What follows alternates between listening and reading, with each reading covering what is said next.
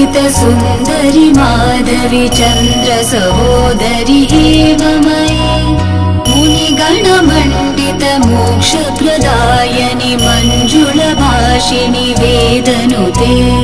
पङ्कजवासिनि देव सुपूजित सद्गुणवर्षिणि शान्तियुते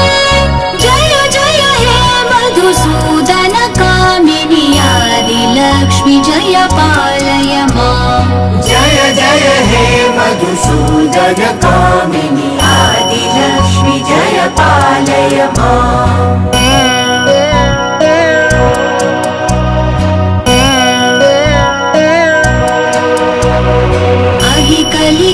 कलिकल्मषनाशिनि कामिनि वैदिकरूपिणि वेदमये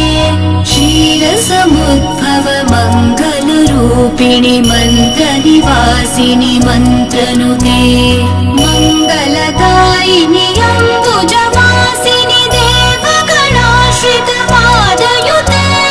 जय जय हे मधुसूदन कामिनि धान्यलक्ष्मि जय पालय माम् जय जय हे मधुसूदन कामिनि धान्यलक्ष्मि जय पालय माम्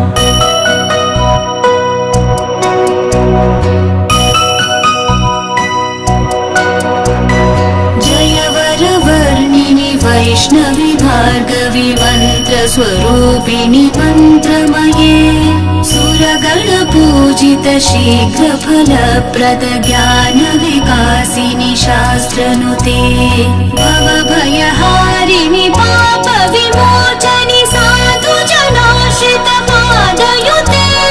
जय जय हे मधुसूदन कामिनि धैर्यलक्ष्मि सदा पालय माम् जय जय हे मधुसूदन कामिनि धैर्यलक्ष्मि सदा पालय माम्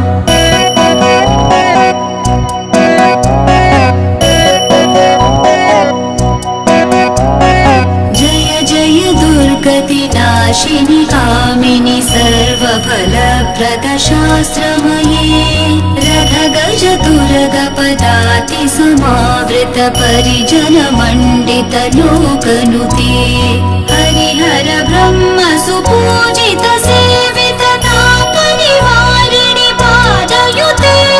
जय जय हे मधुसूदन कामिनि गजलक्ष्मी जय पालय माम् जय जय हे मधुसूदन कामिनि गजलक्ष्मी जय पालय माम्।